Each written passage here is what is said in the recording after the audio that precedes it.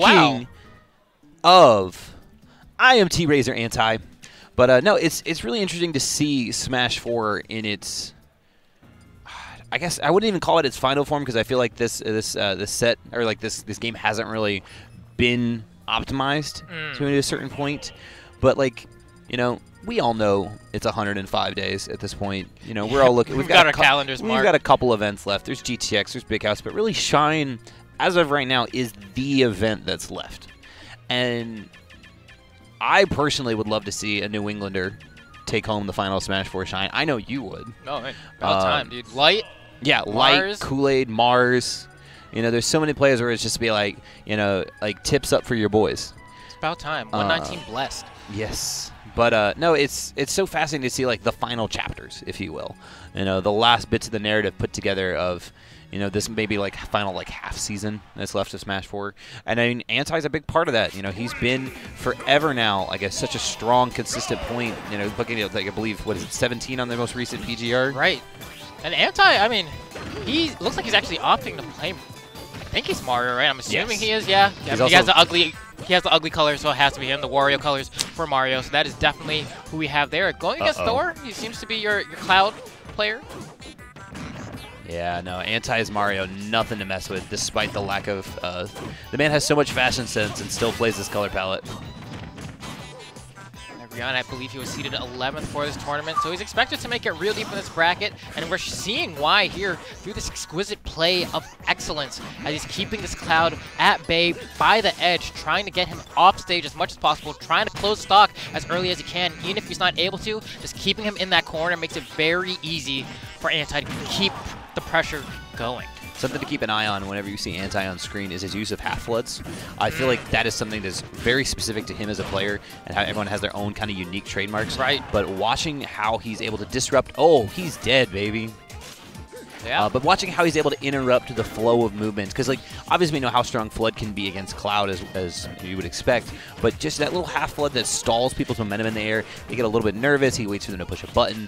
Like this is something that he's developed over the course of time. I think probably the one that sticks out the most to me was him versus Light at Famicom several months ago. It was a North Carolina event, and just used a half Flood to just really put him in a bad situation and was able to close it out. But it's unique to see because it really messes with players. You don't expect that half charge in neutral, and suddenly you have to deal with it. Gets caught by the upper from Thor.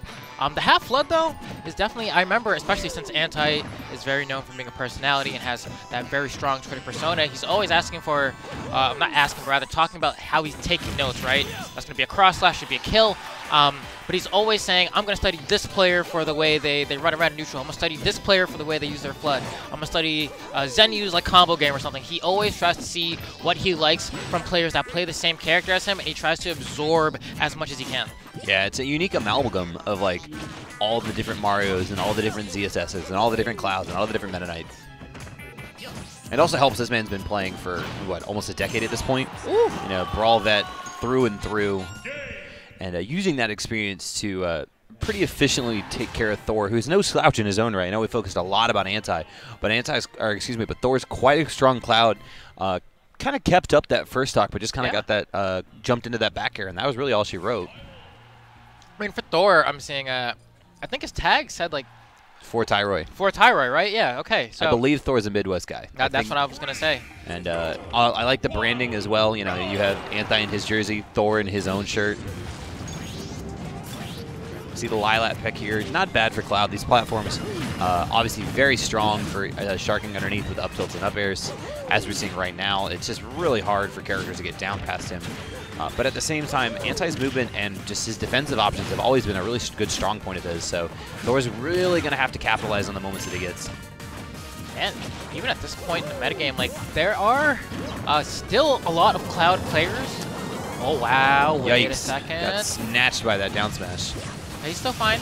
And Thor's doing an immaculate job actually keeping himself in this. Going to get double up air, keeping Anti in juggle state. Misses that opportunity there, and Anti retaliates with an up air of his own. But Thor once again finding his footing. He's looking good. He's going to jump air dodge. does have that Genkai Wokaida on deck, so he's looking to see how he can burn this limit. But up smash the golf swing. I'm telling you, man, Charles Barkley in the flesh coming through here. Yeah, that was a hole-in-one for sure. But, I mean, the man's just really played a really patient neutral. Even like while he was looking for that up smash, neither player really engaged for about 15 seconds. They just kind of moved around the stage, seeing how the other one would flow around them. And Thor guessed right. He said, you're going to come down right here, and I'm going to hit up on this C-stick, and that's going to be your stock. And I also like the fact that he opts to go for the up smash. A lot of players, when they have a limit, feel like they need to use it to get the kill. Like they might have seen that exact same scenario and decided to go for a cross slash or a climb hazard. He recognized, I can just up smash here and save it for the next up. Now we saw him go for the down throw into the limit cross slash. That's like one of the day one Cloud things you would try to do, right? And honestly, it still works fairly often. Yeah, it's one of the things where you shoot, you feel bad if you get hit by it. Right. But if he hits that, that's what, 23, 24%? It's like, it does a lot. You know, it's presence of mind on that starts to separate the mid-level Clouds from like as they rise up. Because Cloud, one of those unique characters. Oh my god! Oh my god! No. Okay, he's good. He's good. Cloud being one of those unique characters with like true meter management in this game. You have a few characters like Rosa with Luma health, Mac with KO. Oh no! Oh no! Anti. Big yikes, bro. Yeah, I mean, you could tell from all the neutral exchanges toward the end of that second match, the Anti was looking over and over and over to see if he could get a quick kill. We saw him go for that Gimp setup earlier on, threw him off stage, went for the cape. Luckily, Thor was able to avoid it that time, but there's only so many times you can guess right. That time, Anti, feeling explosive, said, peace, son. The man's going to come for you eventually.